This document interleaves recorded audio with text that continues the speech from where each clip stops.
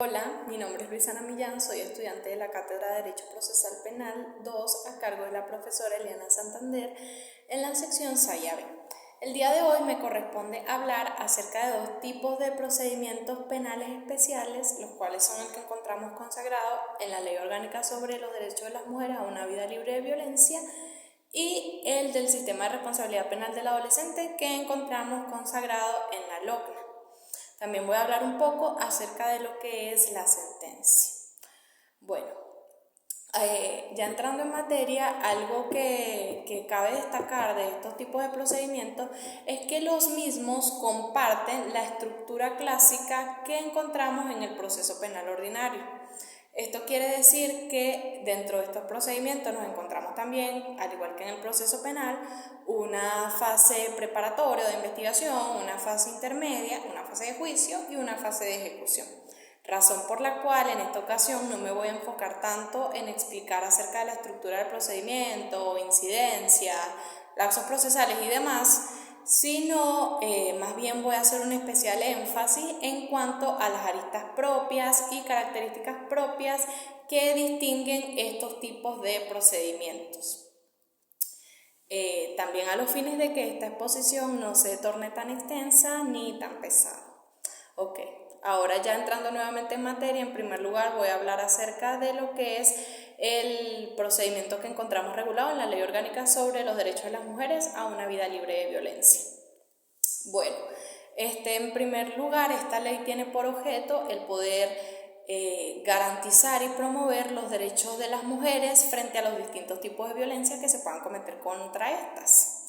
Eso es en un sentido general. En un sentido un poquito más estricto, esta ley tiene por objeto el poder prevenir, tipificar y sancionar los delitos, conductas o acciones delictivas que se cometan contra las mujeres a razón de su condición de mujer. Esta característica es muy importante resaltar, ya que es la principal que distingue estos tipos de delitos que son cometidos a razón del género. Ahora bien, según mi criterio, hay algunos aspectos que me parece importante resaltar con referencia a esta ley. Uno de ellos es que en el contenido de esta encontramos tipificados delitos que no se encuentran tipificados en el Código Orgánico Procesal Penal, como lo es el caso del femicidio. También otro aspecto importante es con referencia a la cuantía de las penas de estos delitos, de los delitos que prevé esta ley, ya que tienen cuantía, ya que encontramos que las penas son de mayor cuantía con referencia a las penas que encontramos en los delitos comunes previstos en el COP. Como citando el mismo ejemplo, en el caso del femicidio, por un femicidio agravado te dan de 28 a 30 años, lo cual es una cuantía considerable si tomamos en cuenta que la pena máxima en Venezuela es de 30 años. Ahora ya hablando con referencia al procedimiento, pues igual que el proceso penal, el mismo inicia por oficio, por denuncia, ya sea escrita o verbal, y por querella. La querella sí estrictamente escrita. Ahora bien, ¿quiénes pueden realizar una denuncia en estos casos?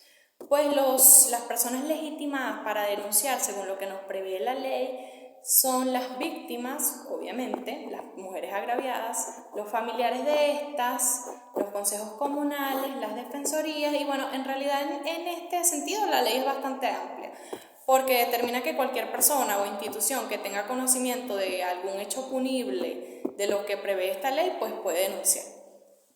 Ahora, con referencia a los órganos receptores de denuncia, tenemos el órgano receptor por excelencia, el cual es el Ministerio Público, y también la ley prevé otros órganos, los cuales son, en este caso, los juzgados de paz, los órganos de policía, las unidades de control fronterizo, los tribunales de municipio, y bueno, en realidad también la ley es bastante amplia porque dice que cualquier órgano que tenga la competencia en esta materia puede ser que tenga la competencia para ser órgano receptor, puede ser obviamente órgano receptor. Ahora, la ley también nos regula algunas obligaciones que tienen estos órganos, los cuales son principalmente, los cuales están principalmente en función de poder asistir correctamente a la víctima en estos casos, como lo es, por ejemplo, dictar alguna medida de protección o practicar alguna diligencia urgente que se ameriten, como un examen médico o una medida de protección como que se restrinja al presunto agresor de poder tener un acercamiento o contacto con la víctima. Y una obligación principal que tienen estos órganos es el de realizar un expediente donde se contengan todas estas actuaciones para poder remitirlo al Ministerio Público, ya que el Ministerio Público es el que debe dar inicio, el que debe dar continuidad a la investigación en estos casos. Ahora bien, una vez practicadas estas medidas, el Ministerio Público le corresponde el poder continuar con la investigación y una vez concluida esta investigación, tenemos que se pasa a la fase intermedia, lo cual comprende la audiencia preliminar. En estos casos, en el caso de la audiencia preliminar, esta principalmente decide sobre la procedencia de la acusación y sobre algunas otras cuestiones incidentales. Por referencia a la procedencia de la acusación, si la acusación es procedente, el juez declara el auto de apertura a juicio y pues se lleva la causa a juicio oral. También en esta fase del proceso, el acusado puede solicitar admitir los hechos, que se le siga el procedimiento por admitir los hechos y por lo tanto la pena se le rebajará en estos casos. Ok, ahora luego se procede a lo que es el juicio oral. En estos casos se encuentra de igualmente regulado o se encuentra dirigido o instruido por los principios que regulan el juicio oral y público en el proceso penal ordinario y bueno, de igual manera se dicta la sentencia y en estos casos se admite el recurso de apelación y casación. Cabe destacar también con referencia a este procedimiento que conoce una jurisdicción, de la jurisdicción especial que conoce en estos casos, pues tienen competencia los tribunales de violencia contra la mujer, que son los órganos especializados para conocer estos asuntos, y la Sala de Casación Penal del TCJ. Ahora, con referencia al segundo procedimiento, el cual es el que encontramos regulado en la LOCNA sobre el sistema de responsabilidad penal del adolescente. En primer lugar, la LOCNA concibe como adolescente a las personas con edades comprendidas entre 12 a 18 años. Esto se considera adolescente. La responsabilidad penal del adolescente está fundamentada en el reconocimiento del adolescente como capaz de poder asumir responsabilidad penal en ocasión de haber cometido algún hecho punible. Cabe destacar que según lo que nos consagra la LOCNA, el sistema de responsabilidad penal del adolescente está compuesto por aquellos órganos e instituciones que son los encargados, órganos e instituciones especializados que son los encargados de determinar la responsabilidad penal del adolescente y de conocer sobre la imposición de sanciones y control de estas. Todo esto en aras de poder promover y proteger los derechos de los adolescentes en estos casos. Bueno, con referencia a la responsabilidad del adolescente, esta se diferencia de la responsabilidad del adulto según lo que nos regula la ley, con referencia a dos aspectos esencialmente: a la jurisdicción especial que conoce en estos casos y con referencia a las sanciones, ya que obviamente serán sanciones de menor cuantía que los que encontramos regulados en los delitos comunes o que son cometidos por un adulto.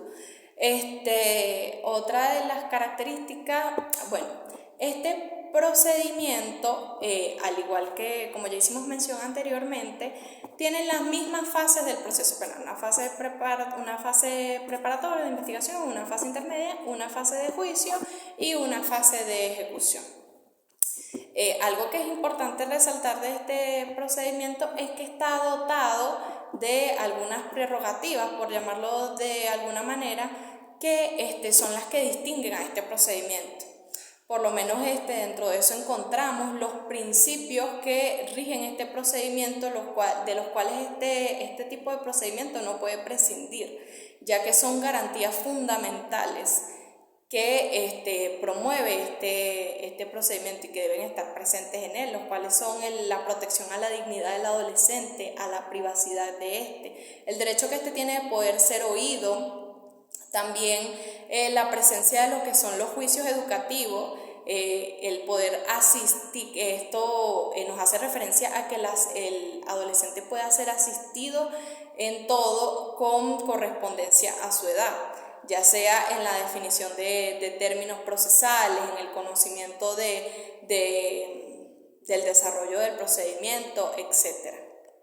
Otra de las cosas que cabe destacar con referencia a este procedimiento es que este procedimiento tiene una especial promoción de las fórmulas anticipadas del proceso, como lo es la conciliación, ¿sí? Y también con referencia a las sanciones, ya que estos tipos de procedimientos buscan el que se pueda aplicar otras medidas al adolescente que no sean solamente la privación de la libertad, sino que el darle paso a otras medidas como lo es el servicio a la comunidad, como es la aplicación de medidas correctivas y las amonestaciones y demás. Todo esto en aras de poder proteger al adolescente y que estas medidas tengan o cumplan con un fin educativo para poder evitar la reincidencia y poder ayudar en estos casos al adolescente. Ahora, como último punto, voy a referirme a lo que es la sentencia. La definición de la sentencia, de manera general, la podemos concebir como una resolución o un mandato judicial que emite el juez para dar a conocer su fallo sobre la causa. Ahora bien, tenemos que la sentencia, con referencia a esto, va a contener la decisión sobre la causa. La decisión sobre la causa que ha sido sometida al conocimiento de la justicia. Ahora, en materia penal tenemos dos tipos de sentencias: sentencias condenatorias y sentencias absolutorias. Las sentencias condenatorias resuelven encontrando culpable al acusado, y las sentencias absolutorias en este caso encuentran inocente o resuelven sobre la inocencia del acusado. Cada una produce efectos y se dictan las medidas según lo que corresponde. O sea, por ejemplo, sentencia condenatoria se imponen las penas correspondientes y medidas de seguridad, etc. Y en las sentencias absolutorias se ordena la libertad del acusado o se ceden las medidas cautelares según corresponda. Con referencia a los requisitos y formalidades, la sentencia debe cumplir con los requisitos que encontramos en el artículo 346 del Código Orgánico Procesal Penal, y esta debe ser pronunciada en nombre de la República y debe ser congruente con la acusación. Ahora, con referencia a la estructura de la sentencia, tenemos que clásicamente la sentencia se separa o se divide en 4 partes. Número 1, el encabezamiento, que contiene los datos de identificación del tribunal, de las partes, contiene el lugar y la fecha, etc. Una parte descriptiva o narrativa, una parte emotiva y una parte dispositiva. La parte narrativa contiene la narración de los hechos sobre los cuales versa el proceso. La parte emotiva contiene los antecedentes de hecho y fundamentos de derecho que motivan la decisión, en este caso, valga la redundancia, y la parte dispositiva, que contiene el fallo.